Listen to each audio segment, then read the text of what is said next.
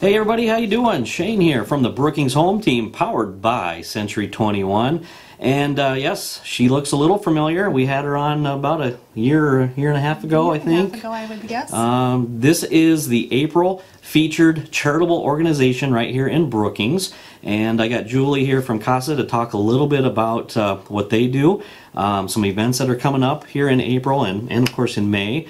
They were actually the recipient of one of our $500 contests that we were doing in December there, not last year but the year before. So we wanted to get her back on here and talk a little bit about what they do in the community, and hopefully see if you guys are interested in doing any help with them, or just jumping in and answering any questions or whatever. So thank you, Julie. Thank you for having me. So with that being said, I'll just let you take over and talk a little bit about the organization and what you do and what the whole group does. So, okay. All right. Well, thank you again for choosing East Central CASA as your charitable organization of the month. We really appreciate the opportunity to be able to chat with people about our goals and our mission, and it's always fun just to be able to share the information with folks. So Good. Thank you. Thank you.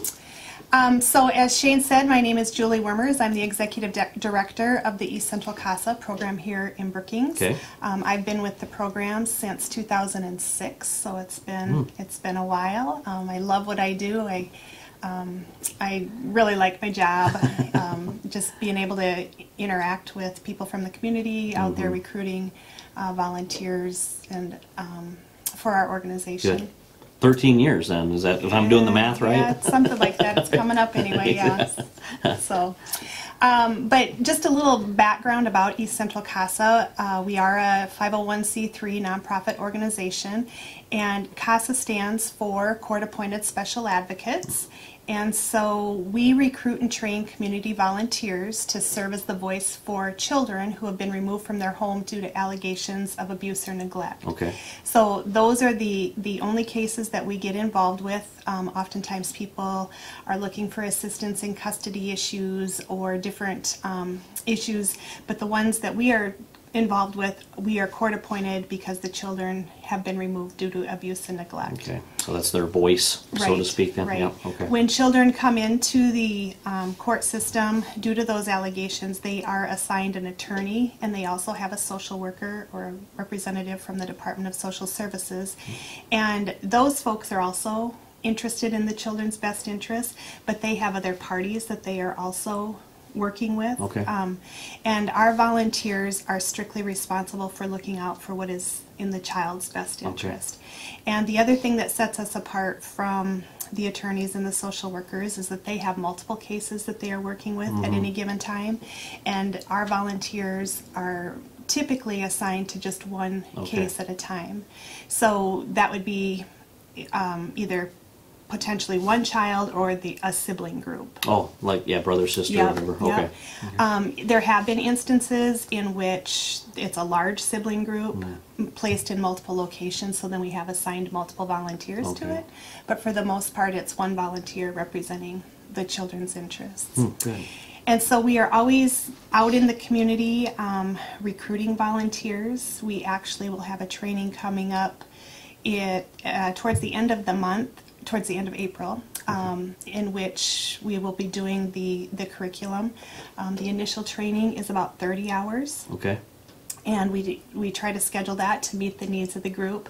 So if folks are interested in volunteering and they look at the dates and they say, oh, I can't make it to this one or that one, that's not a problem, and we don't want that to deter people. Sure. Because we'll catch them up where they need to be caught up. Yeah, okay, so. Okay. Yeah.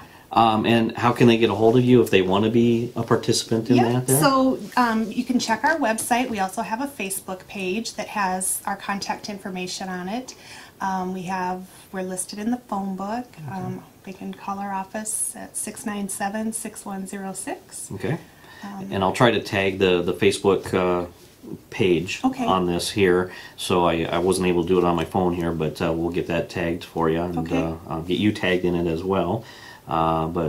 So if somebody wanted to volunteer and they had questions, do they basically contact you? Do they come to the office here? What would be their first step? Yep, so they would reach out to us at the office, and we would answer any questions that they may have over the phone, or if they wanted to stop in, and then we would send out an application packet that they would need to fill out. Sure. And then we start doing some background checks. All of our volunteers go through a pretty rigorous background screening process. That's good. And then after we complete that, then they would come in and they would sit down with either myself or my volunteer coordinators to do kind of a one-on-one interview. And then as they go through the training, we also use that as an opportunity to learn more about the volunteers or potential volunteers, and more for them to learn about us, because we want to make sure that it is a good fit for everybody. There have been instances in which folks have thought that this is the thing for them, and they get into it, and either it be through the training or whatnot, they just decide maybe it isn't a good fit. And so we want to be able to determine that early on, so that we aren't appointing them to a case and then them figuring out that it isn't the right fit. It takes a special volunteer, I'm sure. I mean, all volunteers are great, but this is, I mean, you're dealing with kids that have been through a lot, and you know, just trying to make sure that they get back on the right path, or you know, hopefully just love. I think that's probably the biggest thing, right? And that's the thing, you know, a lot of times people are like, well, I don't have a background in child welfare, I don't know anything about that, and you really don't have to. I mean, having an open heart and just a willingness to be there for the kiddos is what's most important. We hope that through the training that we give the volunteers the knowledge, or some knowledge, that they need. It's a learn as you go kind of a thing, especially for your first couple of cases. But the other thing that is a benefit for our volunteers is that the case manager pretty much works the case with them.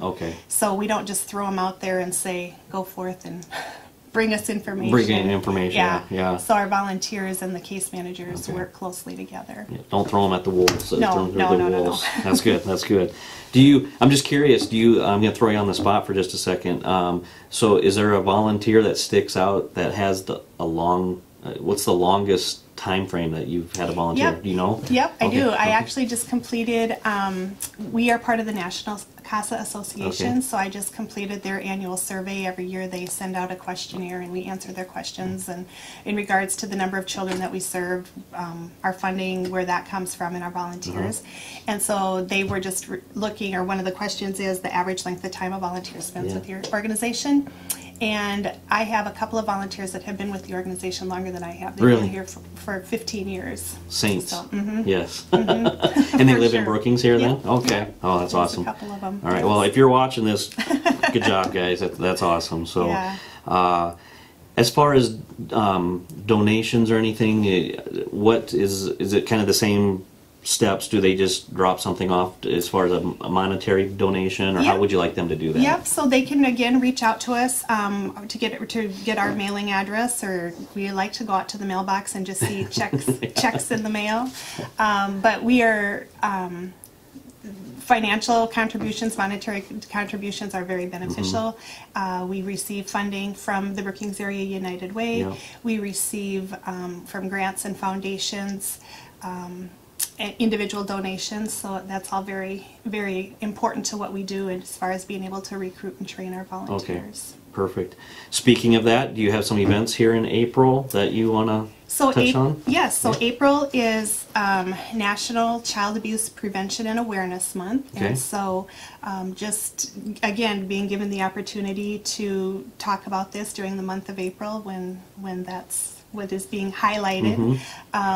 Our organization is involved with the Brookings Area Child Protection Team, and they have a number of activities that will be ongoing, and so the community can reach or look out for those opportunities. If I can just stop you for 1 second, I'm glad you mentioned that. As the East Central Board of Realtors, we do have our National Open House Weekend on April 27th, and we are doing we teamed up with the Child Protection Group there, and so anybody that comes in during our open houses, we're going to donate $1 back to that group there for the whole entire open house weekend there. So nice. I wanted to get that out there. So thank you for reminding me of that, because I forgot about that. So anyway, go on. And then in in May, we have our big fundraising event. It typically, as I had mentioned earlier, has happened in April during Child Abuse Prevention Awareness Month, but with the blizzard last year, we had to reschedule and ended up hosting it in May, and it was on a Friday night. And the guests and the staff and the volunteers all really liked it being on a Friday night, and so looking at a date this year, it ended up Friday in May. In May. But yes, we are in the process of securing auction items for that, sponsorships. So if folks are interested in helping in that way, that they can again just reach out to the office. Okay. We don't sell, or we don't have tickets. We sell we reserve seats. So if folks are interested in attending, we have a VIP reception. The tickets for that is $75, and then for general admissions, they are $50 or $60. I'm sorry. $60. Okay, and that's the Fire and Ice event, right? Yeah. Correct. So I love that name, Fire and Ice. So. And it is a very big event, a big part of our annual operating budget. We typically raise between 35 and 40% of our annual budget through that. So it is a big event for us. Yeah. And so if you have any more or if you'd like more information on that, please feel free to reach out to Julie here. Again, all of her information will be on the top, on the bottom, or on the sides, wherever that device allows you to see that information. So feel free to reach out to her and get those sponsorships in, get those donations for silent auction. They can donate items then too. Correct. So we do both a live and a silent auction. We do raffles. Okay. And that's all out at is it the Larson's Ice Arena? It's at the Swiftel Center. Or Swiftel Center. Yep. Okay. Yep. Swiftel here in Brookings. So, all right. Anything else that we missed that you want to touch on? Just one quick little statistic here. A lot of times people aren't aware of the number of children and cases that are happening right here in our community. We do serve 5 counties. We serve Brookings, Lake, Minor, Moody, Kingsbury, and just recently expanded into Watertown, Coddington County. Oh, wow. And last year we provided advocacy services to 83 children. And this year, I just looked before Shane and I sat down, we have provided services to 76 children. So we are... For this year alone right now? In the six counties. For the first quarter of this month. So from January to, what is it? Into March here. Into March, 76 children. And all of last year you did 83? Correct. Wow. All right. So. And some of those, and those are not new cases. Some cases are ongoing. Yeah. So. Sure. But yes, right now we have 76 Okay. little kiddos that have received advocacy. So obviously you're going to need some volunteers. We need volunteers. Need volunteers, guys. So. And we particularly need male volunteers. Okay. That was another question on the survey. I think out of our 34 volunteers, we have 3 males. So. Oh, 3? 3. Out of 34? Okay. Yes. Well. So, guys. Step it up, guys. Step it up, guys. So, all right. Well, that's some interesting information there. So, anything else? I think we covered it. Well, thank you. Thank you. Thank you. Thanks, very guys, much. for watching. And as I mentioned before, information on the top, on the bottom, on the sides. Feel free to reach out to Julie and her group here. She'd be happy to talk to you about volunteering, donations, getting ready for Fire and Ice. Board members. Need some board members too. Introduce some board members. So there are a lot of opportunities for you here in Brookings or the 5-county area here. So she'd be happy to talk to you guys. As always, please share or tag anybody else in this video that you think would benefit as well. Thanks again for watching. This is the April's featured charitable organization, the East Central CASA. I forgot to mention that part of it, so sorry about that. But we'll be back next month for another charitable featured organization. So thanks again. Have a great month, and think spring.